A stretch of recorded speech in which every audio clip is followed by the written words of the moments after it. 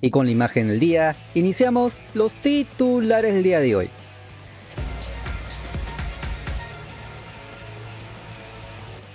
Y la novela de Oliver Sone acaba de sumar un capítulo que dejó más preguntas que respuestas, porque su Burnley quedó eliminado en la segunda ronda de la Carabao Cup, pero lo que realmente preocupa al hincha nacional no es el 0-0, ni el 4-2 en penales ante el Bradford de la tercera división inglesa.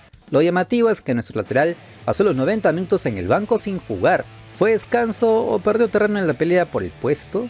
Como se les avisamos en el video anterior, el Burnley llegaba con una seguida de partidos importantes en la segunda división inglesa, así que una de las teorías apuntaba a que el comando técnico decidió cuidar físicamente al Colorado. Sería una explicación lógica pensando en lo que se viene, aunque también hay otra lectura que inevitablemente empezó a sonar más fuerte que nunca entre los hinchas, y es que tras su discreta actuación en el encuentro anterior, el técnico apostó por un viejo conocido del peruano, Connor Roberts. El lateral de Gales fue titular y prácticamente disputó todo el compromiso, dejando claro que la competencia por esa banda está totalmente abierta. No es un detalle menor, porque cuando un futbolista pelea minutos, quedarse sentado durante toda una eliminación siempre alimenta el debate. El partido fue cerrado de principio a fin. Ni Burnley ni Bradford encontraron la fórmula para romper el cero durante el tiempo reglamentario, y todo terminó resolviéndose de los 12 pasos. Ahí apareció otro nombre conocido por el peruano, Kyle Walker. El inglés ingresó exactamente a los 90 minutos con la idea de estar disponible para la tanda de penales, una decisión que parecía preparada al milímetro, pero el plan nunca llegó a completarse, ya que los compañeros en el Burnley fallaron en 2 oportunidades y la definición terminó antes de que Kyle Walker pudiera patear el quinto remate. En apenas 4 quedó sentenciada la clasificación del Bradford y el equipo Oliver Sone se despidió de la competición de la manera más amarga posible. Ahora, más allá de la derrota, hay un aspecto deportivo que deja bastante que pensar. La Carabao Cup suele ser el torneo ideal para rotar planteles, probar juveniles y darle minutos a quienes no son titulares habituales, pero al quedar fuera tan temprano, el Burnley pierde justamente ese escenario donde futbolistas como Oliver Sone podían acumular rodaje y seguir convenciendo al entrenador.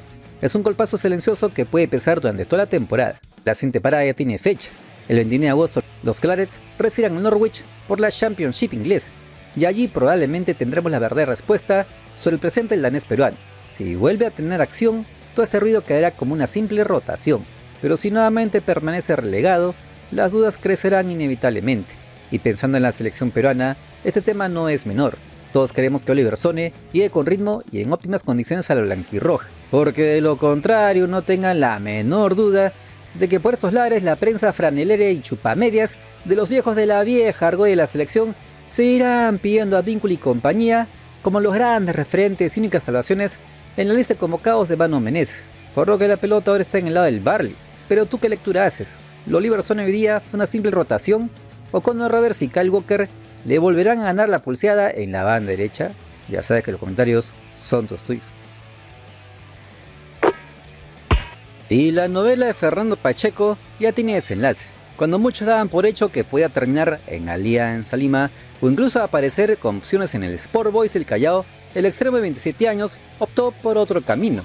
Y este movimiento puede cambiar la pelea por el torneo clausura, porque el líder del actual campeonato decidió ir con todo y acaba de sumar un futbolista que llega con sed de revancha tras un paso bastante gris por Israel.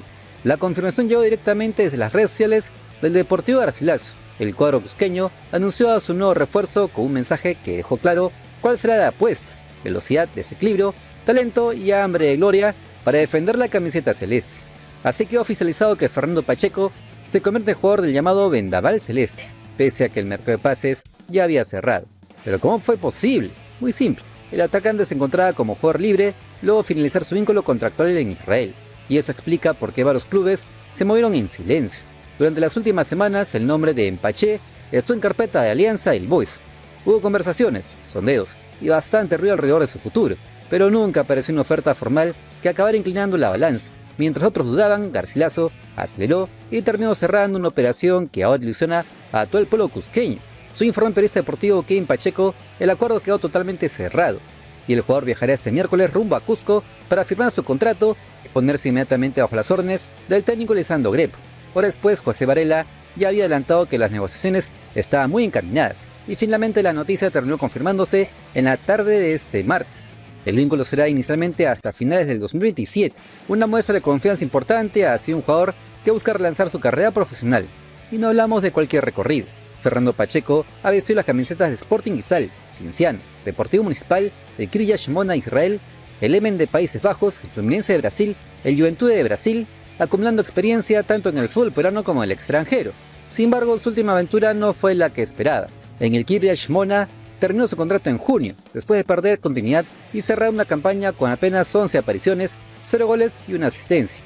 Además, su etapa en la Premier League de Israel estuvo marcada por el estallido del conflicto bélico en la región, una situación que paralizó el campeonato y acabó condicionando su adaptación deportiva.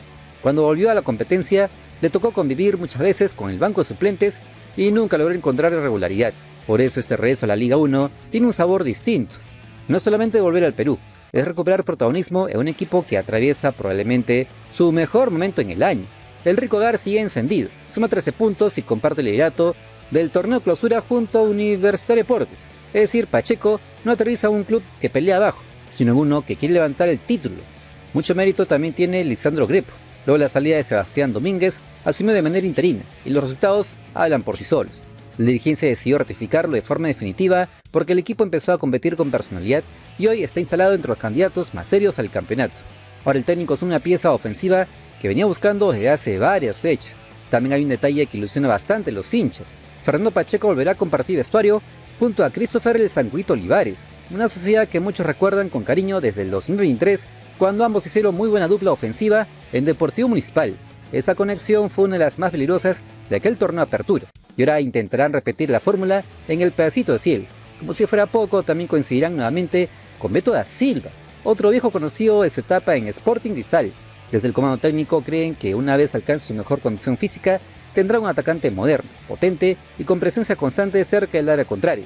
No esperan únicamente velocidad, sino profundidad y variantes para romper defensas cerradas, algo fundamental pensando en la recta decisiva del campeonato.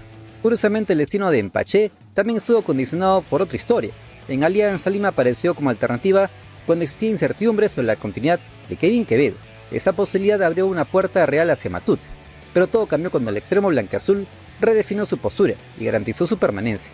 En ese instante, los contactos con el entorno de Fernando Pacheco comenzaron a enfriarse hasta desaparecer, dejando el camino completamente libre para el Deportivo Garcilaso, y el calendario quiso ponerle un ingrediente especial a esta novela.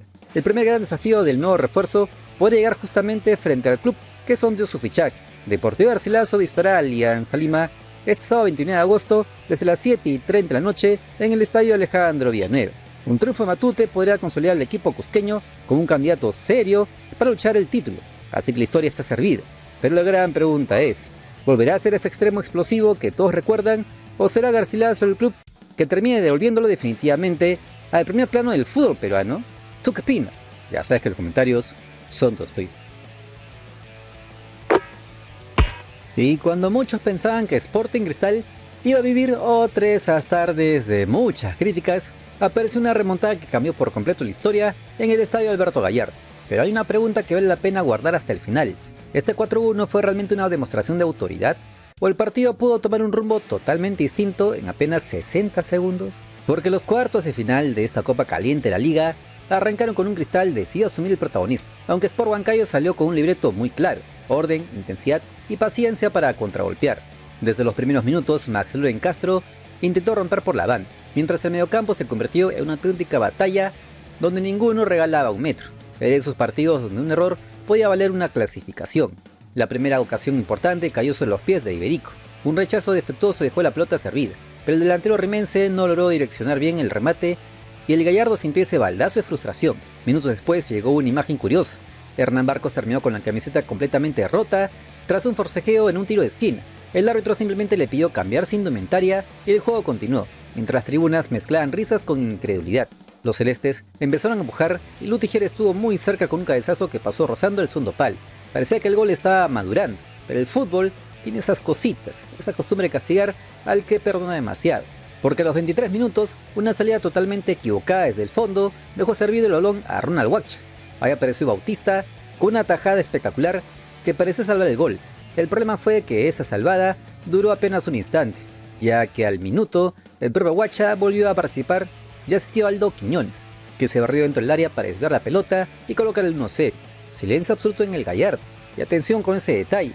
Apenas un minuto después, Martínez conectó de un cabezazo que pegó al palo. El 0-2 estuvo literalmente a centímetros. Ahí está el primer gran punto de quiebre de este encuentro. Si esa pelota entraba, probablemente estaríamos contando una historia completamente diferente. Con el marcador cuesta arriba, los celestes reaccionaron de a pocos. Irving Ávila empezó a encontrar espacios. Anderson Villacorta se sumó al ataque y Hernán Marcos dejó de pelear solamente con los centrales para convertirse en el cerebro ofensivo. A los 43 minutos, el argentino metió una habilitación de enorme categoría para el Chorito Ávila, que definió con tranquilidad y decretó el empate 1 antes del descanso. Más que una igualdad, fue el golpe anímico para un equipo que requería volver a creer. Y si alguien llegó tarde al segundo tiempo, prácticamente se perdió la jugada más importante del encuentro. El equipo dirigido por Roberto Mosquera salió con una intensidad completamente distinta, y antes del primer minuto del complemento apareció el 2-1. Irving Ávila lanzó un centro perfecto desde la derecha y Max Loren Castro atacó el espacio, como un delantero de área para marcar el segundo de cabeza. La remontada estaba consumada y el Gallardo explotó. Con la ventaja llegaron los mejores minutos rimenses. A los 58 minutos, Catriel Cabellos sacó un remate desde fuera del área que terminó descolocando al arquero tras un desvío. El 3-1 empezaba a bajar la persiana de la eliminatoria. Y para muchos hinchas confirmaba por qué Catriel Cabellos en su momento era uno de los futbolistas que más hype generaba en este plantel. Pero todavía faltaba otro episodio decisivo. A los 71, Edu Villar vio la tarjeta roja tras una fuerte entrada sobre Leandro Sosa. Desde ese momento el Huancayo quedó con 10 hombres y el partido terminó inclinándose definitivamente hacia el lado celeste. La sentencia llegó a los 80. Un rebote dentro del área encontró nuevamente a Catriel Cabellos, que definió con categoría para firmar su doblete y colocar el definitivo 4-1. 2 goles, personalidad y una actuación que lo convirtió en la gran figura de la tarde. Ahora el panorama queda abierto. Mientras que Cristal visitará el Sport Boys, Huancayo hará lo propio frente al AET de Tarma en el torneo clausura. En la Copa Caliente de la Liga, los cerveceros ya esperan al ganador entre el AET y el Moquegua para disputar las semifinales.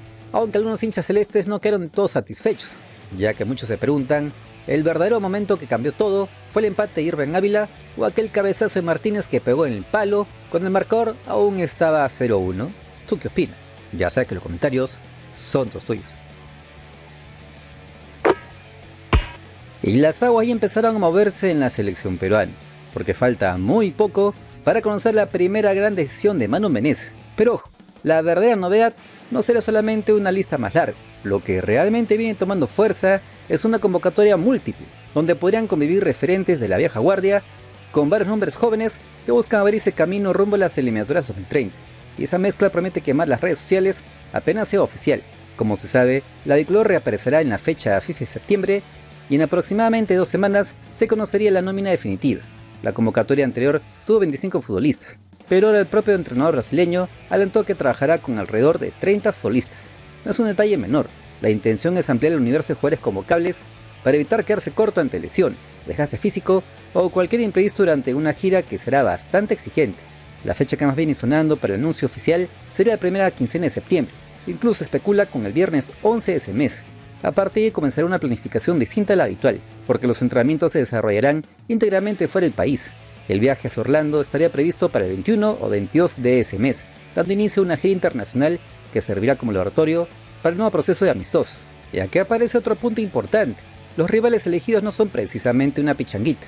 Estados Unidos, México, Canadá y Colombia participaron en el Mundial 2026 y varios de ellos alcanzaron los octavos de final. Es decir, Manu Menezes decidió medir a Perú contra selecciones de máxima exigencia para acelerar el crecimiento competitivo del grupo. El estreno será frente a Estados Unidos el sábado 26 de septiembre en Orlando. Después llegará el duelo contra México el martes 29 de septiembre en New Jersey. La tercera prueba ante Canadá será el 3 de octubre en Montreal, mientras que el cierre de la gira enfrentará a la bicolor contra Colombia el 6 de octubre en Miami. 4 partidos, 4 estilos completamente distintos y una oportunidad enorme para descubrir quiénes realmente están preparados para sostener la camiseta nacional. De hecho, Manu Menezes explicó públicamente por qué decidió modificar su estrategia. Durante una entrevista concedida a Kevin Pacheco en el 1 Max, el técnico fue bastante claro. Ampliará la lista para no correr el riesgo de perder jugadores y mantener una constancia futbolística durante toda la gira. También recordó que todos los rivales llegan con un recorrido importante tras el Mundial, dejando claro que estos amistosos serán mucho más que simples partidos de preparación. Pero la historia no acaba en octubre. Para noviembre ya se trabaja en otros amistosos internacionales frente a Japón, Australia o incluso Corea del Sur. Sin embargo, el propio entrenador fue prudente y aclaró que todavía no están confirmados al 100%. Según explicó, únicamente faltan los documentos firmados para cerrar ambas negociaciones. Es decir, el optimismo existe, pero oficialmente aún no se puede dar por asegurado nada. Si este canal te acompaña en tu día, apóyalo con un buen like.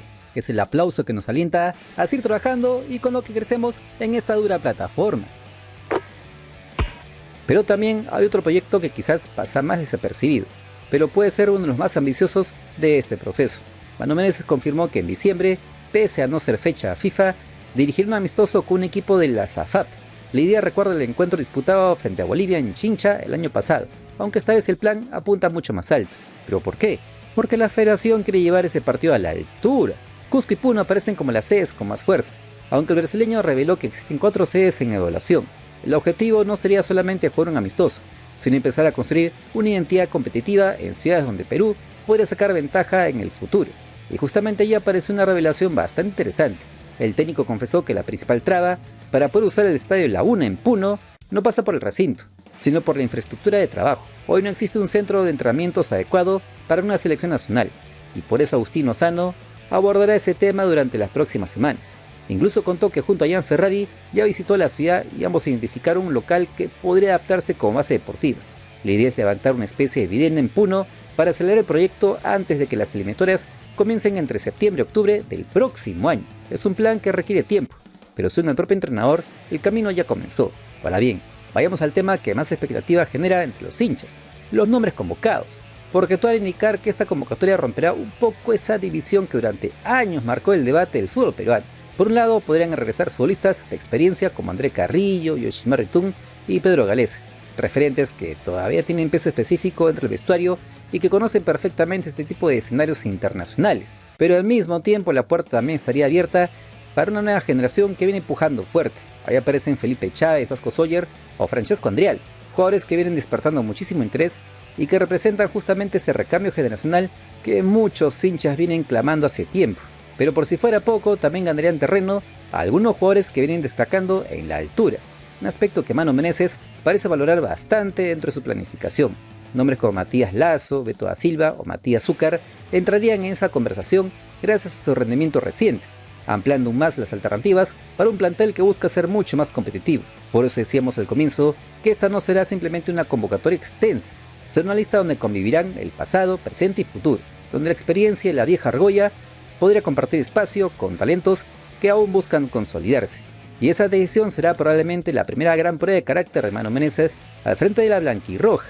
Pero ¿tú qué opinas? Si solamente pudieras elegir 3 de esos nombres entre Carrillo, Yotun, Galese, Chávez, Sawyer, Andriali, Lazo, da Silva o Zúcar, ¿con cuáles armarías la columna vertebral de esta nueva selección peruana? Ya sé que te lo en comentarios, porque somos el único canal que responde a todas tus opiniones con mensaje de voz.